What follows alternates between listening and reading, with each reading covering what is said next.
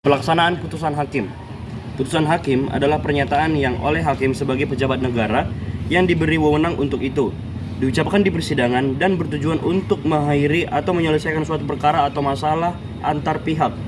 Menurut pasal 1 ayat 11 KUHP, putusan pengadilan adalah pernyataan hakim yang diucapkan dalam sidang pengadilan terbuka yang dapat berupa pemidanaan atau bebas lepas dari segala tuntutan hukum dalam hal serta menurut cara yang diatur dalam undang-undang.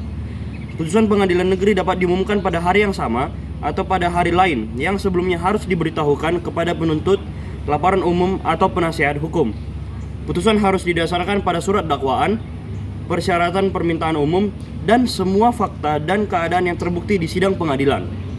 Setelah acara pemeriksaan, pembelaan, dan tuntutan selesai, Hakim Ketua Sidang menyatakan bahwa pemeriksaan dinyatakan selesai dan dengan ketentuan bahwa pemeriksaan dapat dibuka lagi atas permintaan untuk mengeluarkan pernyataan umum, penuntutan, atau penasihat hukum atau kewenangan Hakim Ketua Sidang karenanya. Sebelumnya saya akan memperkenalkan diri saya Josi Andres Tumorang, NIM 2210200221. Di sini saya akan menjelaskan mengenai putusan pengadilan. Yang pertama, setelah pemeriksaan perkara selesai, hakim menjatuhkan hukuman akhir atau vonis kepada terdakwa, di mana dalam keputusan tersebut hakim mengungkapkan pendapatnya tentang hal-hal yang telah mereka pertimbangkan saat mengambil putusan, yang dimana menurut pasal 1 ayat 11 KUHP adalah pernyataan hakim yang diucapkan dalam sidang terbuka yang dapat berupa pemidanaan atau bebas dari segala tuntutan hakim dalam hal serta menurut acara yang diatur dalam undang-undang tersebut. Kemudian, untuk mencapai konteks suatu kasus pidana dan posisi terdakwa, dalam kasus tersebut, para hakim melakukan musyawarah mufakat, di mana seorang hakim harus memberikan pendapat atas suara mereka berdasarkan analisis mereka terhadap bukti dan fakta yang ditemukan selama proses pemeriksaan. Dari uraian tersebut, dapat kita lihat bahwa putusan hakim dalam perkara pidana adalah 3, yaitu yang kemudian putusan hakim dalam perkara pidana dapat kita simpulkan menjadi 3. Yang pertama, ada pemidanaan, yang kedua bebas, dan yang ketiga pelepasan dari segala tuntutan hukum. Jika hakim berpendapat bahwa terdakwa secara sah telah melakukan tindak pidana yang didakwakan, maka hakim akan menjatuhkan hukuman pemidanaan. Sebaliknya, jika dari hasil pemeriksaan di sidang tidak terbukti terdakwa melakukan tindak pidana tersebut, maka pelepasan dari tuntutan hukum yang dijatuhkan dapat dilakukan. Pasal 183 KUHP menyebutkan sebagai berikut: hakim tidak boleh menjatuhkan pidana kepada seseorang kecuali apabila terdapat dengan sekurang-kurangnya 2 alat bukti dan terdakwalah yang melakukannya. Kemudian, dalam putusan yang mengandung pembebasan terdakwa, maka terdakwa yang berada dalam status tahanan diperintahkan untuk dibebaskan saat itu juga. Dari penjelasan yang telah saya berikan sebelumnya, dapat kita simpulkan bahwa hakim memiliki 3 jenis tuntutan yang dimilikinya, antara lain: yang pertama ada pemidanaan, kedua ada bebas, dan ketiga pelepasan dari segala tuntutan hukum. Jika hakim berpendapat bahwa terdakwa secara sah terbukti bersalah melakukan tindak pidana yang didakwakan, maka hakim akan menjatuhkan hukuman pemidanaan. Jika hasil dari pemeriksaan di sidang terdakwa tidak terbukti secara jelas melakukan kesalahan, maka hakim dapat menjatuhkan pelepasan dari tuntutan hukum yang dijatuhkan. Menurut pasal 183, hakim tidak boleh menjatuhkan pidana kepada seseorang kecuali apabila terdapat dengan sekurang-kurangnya 2 alat bukti yang sah, sehingga ia memperoleh keyakinan bahwa suatu tindak pidana benar-benar terjadi dan terdakwa yang melakukannya. Kemudian, dalam putusan yang mengandung pembebasan terdakwa, maka terdakwa yang berada dalam status tahanan diperintahkan untuk dibebaskan saat itu juga. Kemudian, setelah putusan pemidanaan diucapkan, hakim ketua sidang wajib memberitahukan kepada terdakwa tentang apa yang menjadi hak mereka. Antara lain, yang pertama, hak segera untuk menerima atau segera menolak putusan, dan yang terakhir ada hak mempelajari putusan sebelum menyatakan menerima atau menolak putusan dalam tenggang waktu yang ditentukan, yaitu 7 hari lamanya sesudah putusan dijatuhkan atau setelah putusan diberitahukan kepada terdakwa yang tidak hadir, yang dimana tertulis dalam pasal 233 ayat 2 KUHP. Dalam pelaksanaan putusan hakim, kita pun juga harus tahu juga syarat-syarat tentang putusan hakim. Syarat-syarat putusan hakim adalah ketentuan-ketentuan yang harus dipenuhi oleh suatu putusan hakim agar putusan tersebut sah dan mempunyai kekuatan hukum. Syarat-syarat putusan hakim diatur dalam Undang-Undang Nomor 48 Tahun 2009 tentang kekuasaan kehakiman serta perundang-undangan lainnya yang relevan. Jadi apabila ia dilaksanakan, tentu saja putusan hakim tersebut harus dipenuhi agar dapat sesuai dengan ketentuan. Putusan hakim memiliki beberapa persyaratan untuk dipenuhi sah akan dieksekusi diantaranya, yaitu pertama itu adalah otonomi hakim, yaitu putusan hakim dibuat oleh hakim sendiri tanpa dipengaruhi oleh pihak manapun. Yang kedua yaitu keadilan, yaitu putusan hakim harus adil dan tidak berat sebelah. Keadilan merupakan tujuan utama dari sistem hukum. Putusan hakim harus adil dan tidak berat sebelah. Yang ketiga adalah kepastian hukum, yaitu putusan hakim harus jelas dan dapat dipahami oleh pihak-pihak yang terkait. Yang terakhir adalah keterbukaan, yaitu putusan hakim harus dapat diakses oleh masyarakat umum. Keterbukaan merupakan salah satu prinsip penting dalam sistem demokrasi. Putusan hakim harus dapat diakses oleh masyarakat umum. Hal ini apa artinya? Yaitu bahwa harus dipublikasikan sehingga dapat diketahui oleh masyarakat umum. Putusan pengadilan. Jaksa adalah orang yang memiliki tanggung jawab untuk melaksanakan putusan pengadilan yang dimana mempunyai kekuatan hukum tetap dalam perkara pidana, dan panitera akan memberikan salinan putus kepadanya. Peran hakim sebagai pejabat yang juga diharapkan akan bertanggung jawab atas keputusan yang dibuat jika keputusan pengadilan tersebut merupakan keputusan perampasan kemerdekaan. Untuk mencapai tujuan pemidanaan, yaitu mengembalikan terpidana menjadi anggota masyarakat yang baik dan patuh pada hukum, hakim harus memastikan apakah keputusan perampasan kemerdekaan itu dilaksanakan dengan baik dan didasarkan pada keadilan dan asas kemanusiaan. Dalam KUHAP, hanya terdapat 6 buah pasal saja yang mengatur tentang pelaksanaan putusan pengadilan, yaitu pasal 270 sampai dengan pasal 276 KUHAP. Pasal-pasal tersebut mengatur tentang 1. Pelaksanaan putusan pengadilan oleh jaksa, pasal 270 KUHAP. Pelaksanaan pidana mati, pasal 271 KUHAP. Pelaksanaan pidana berturut-turut jika terpidana terjatuhi pidana sejenis berturut-turut, pasal 272 KUHAP. Pelaksanaan pidana denda dalam jangka waktu 1 bulan kecuali putusan acara pemeriksaan cepat yang harus seketika dilunasi. Pembayaran denda tersebut dapat diperpanjang paling lama 1 bulan dalam hal terdapat alasan kuat, pasal 273 ayat 2 KUHAP. Pengaturan barang bukti yang dirampas untuk negara, pasal 273 ayat 3 dan 4 KUHAP. Pelaksanaan putusan ganti kerugian kepada pihak lain yang dirugikan, pasal 274 KUHAP. Biaya perkara, pasal 275 KUHAP. Pelaksanaan pidana bersyarat, pasal 276 KUHAP. Pasal 27 KUHP menentukan pelaksanaan putusan pengadilan yang telah memperoleh kekuatan hukum tetap dilakukan oleh jaksa, yang untuk itu panitera mengirimkan salinan surat keputusan kepadanya. Sejalan dengan ketentuan pasal 270 KUHP tersebut, dijelaskan pula dalam pasal 36 ayat 1 UU nomor 4 tahun 2004 tentang kekuasaan kehakiman bahwa pelaksanaan keputusan pengadilan dalam perkara pidana dilakukan oleh jaksa.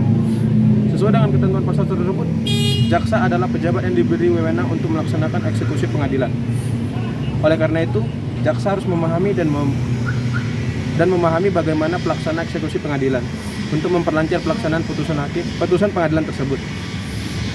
Kejaksaan Republik Indonesia mengeluarkan petunjuk etnis atau administrasi dalam penanganan melalui surat nomor B235 strip E strip 3 strip 1994 tanggal 4 Maret 1994 tentang eksekusi putusan pengadilan dan keputusan Jaksa Agung Republik Indonesia nomor Cap 518 strip A strip JA strip 11 strip 2001 tanggal 11 November 2001 tentang perubahan Kepja RI nomor Cap 132 strip JA strip 11 strip 1994 tanggal 7 November 1994 tentang administrasi perkara tindak pidana umum. Berdasarkan instruksi Jaksa Republik Indonesia nomor JNS 006-4 1995 tentang petunjuk pelaksanaan buku panduan penanganan perkara pidana umum, proses untuk menentukan pelaksanaan putusan pengadilan atau eksekusi dalam hal pidana mati sebagai berikut. Yang pertama, melakukan koordinasi dengan Polri untuk menentukan waktu dan tempat pelaksanaan pidana mati serta tenaga dan alat-alat yang diperlukan. Yang kedua, menyiapkan laporan persiapan pelaksanaan pidana mati kepada Jaksa Agung oleh Kejati atau Kejari. Yang ketiga, menyiapkan surat perintah pelaksanaan putusan pengadilan. Yang keempat, memberitahukan kepada terpidana dan keluarganya tentang penolakan, gerasi dan pelaksanaan pidana mati 3 hari sebelum saat pelaksanaan dengan membuat berita acara atau BA. Yang kelima, memerhatikan ketentuan-ketentuan tentang pelaksanaan pidana mati, yang ini dilaksanakan dengan ditembak sampai mati dengan cara sederhana mungkin dan tidak di muka umum dengan jalan. Yang pertama, di depan regu tembak Brimob yang terdiri atas 12 orang. Yang kedua, saat akan ditembak ditutup dengan kain hitam mata terpidana. Yang ketiga, jarak tembak tidak lebih dari 10 meter. Kemudian, tentang pelaksanaan pidana mati telah diatur dalam pasal 11 KUHP. Namun cara pelaksanaan pidana mati tidak dilaksanakan lagi dengan menggantung terpidana oleh seorang algojo dewasa merupakan suatu sejarah tersendiri. Pada waktu pendudukan Belanda, seorang perang dunia II usai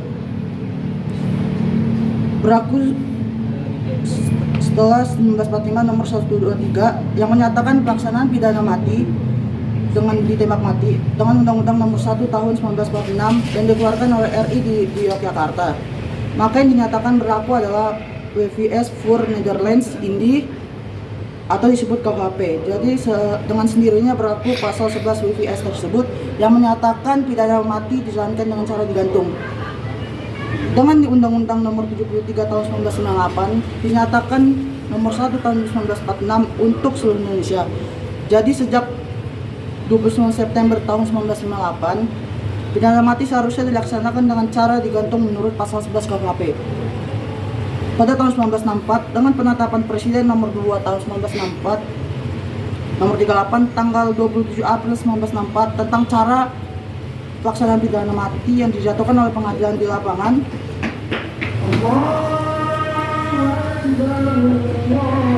tentang cara pelaksanaan pidana mati yang dijatuhkan oleh pengadilan di lingkungan peradilan umum dan militer. Dikeluarkan peraturan tentang cara pelaksanaan pidana mati yang dijatuhkan oleh di pengadilan di lingkungan peradilan umum dan militer. Peraturan itu menyatakan bahwa pidana mati dilakukan dengan ditembak mati kecuali ditentukan lain oleh Kementerian Kehakiman. Pidana mati dilakukan di suatu tempat di daerah hukum pengadilan yang menjatuhkan hukuman di tingkat pertama. Setelah mendengar nasihat jaksa tinggi atau jaksa yang bertanggung jawab untuk pelaksananya, Kepala Polisi Komisariat Daerah atau sekarang yang disebut Kadapol, tempat kedudukan pengadilan tersebut dalam pasal 2 menentukan waktu dan tempat pelaksanaan pidana mati.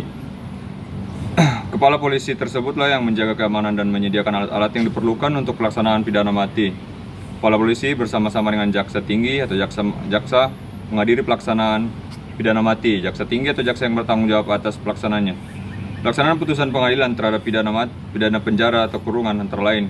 Yang pertama, menerima salinan putusan pengadilan dari panitera pengadilan negeri yang bersangkutan dalam waktu 1 minggu untuk perkara biasa dan waktu 2 minggu untuk perkara dengan secara singkat.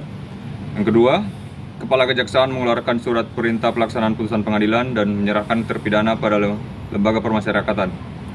3. Menyerahkan terpidana pada lembaga permasyarakatan. Dan yang terakhir itu membuat laporan pelaksanaan.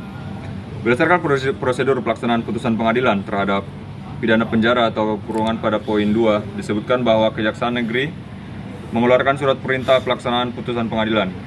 Dengan dikeluarkannya surat perintah tersebut, maka jaksa segera menjalankan tugasnya untuk melaksanakan penetapan hakim dan putusan pengadilan. Kemudian, apabila seorang terdakwa dipidana penjara atau kurungan yang jumlahnya lebih dari 1 putusan, maka pidana itu dijalankan berturut-turut dimulai dengan pidana yang dijatuhkan terlebih dahulu. Mengenai pelaksanaan putusan yang berupa pidana denda, KUHP hanya mengatur dalam satu pasal saja, yaitu pasal 273 ayat 1. Yang berbunyi, jika putusan pengadilan menjatuhkan pidana denda, kepada terpidana diberikan jangka waktu 1 bulan untuk membayar denda tersebut, kecuali dalam putusan acara pemeriksaan cepat yang harus seketika dilunasi. Dalam ayat 2 pasal tersebut, jangka waktu tersebut dapat diperpanjang paling lama 1 bulan. Perlu diingat bahwa jika dijatuhkan pidana denda dengan subsidiar pidana kurungan pengganti, terpidana dapat melunasi separuh dendanya dan separuhnya lagi dijalani sebagai pidana kurungan. Pelaksanaan putusan pidana denda dilaksanakan dalam waktu 1 bulan, kecuali apabila ada alasan yang mendesak. Jaksa dapat memberi kesempatan menunda pembayaran dengan 1 bulan lagi. Akan tetapi, pemberian waktu pembayaran denda tidak dimungkinkan pada putusan pidana dalam acara pemeriksaan cepat, karena dalam putusan acara cepat pembayarannya harus segera dilunasi. Apabila dalam putusan pidana tersebut juga menetapkan pembayaran bahwa ada barang bukti yang dirampas untuk dipegang negara dan tidak terikat sebagai bukti perkara lain. Jaksa menguaskan denda tersebut kepada kantor lelang negara untuk dilelang dalam waktu 3 bulan, yang hasilnya dimasukkan ke kas negara untuk dan atas nama jaksa. Tuh. Oke. Oleh karena pemanggilan saksi-saksi, ahli juru bahasa dan sebagainya untuk menghadapi persidangan dilakukan oleh jaksa, maka jelas bahwa perhitungan ongkos perkara pidana itu ada pada jaksa dan hakim. Perhitungan jaksa itu seharusnya diajukan dalam tuntutannya atau requisitoir. Dalam tuntutan itu, jaksa atau penuntut umum menuntut agar terpidana membayar biaya perkara dengan jumlah tertentu sesuai pasal 197 ayat 11 KUHP dan pasal 275 KUHP.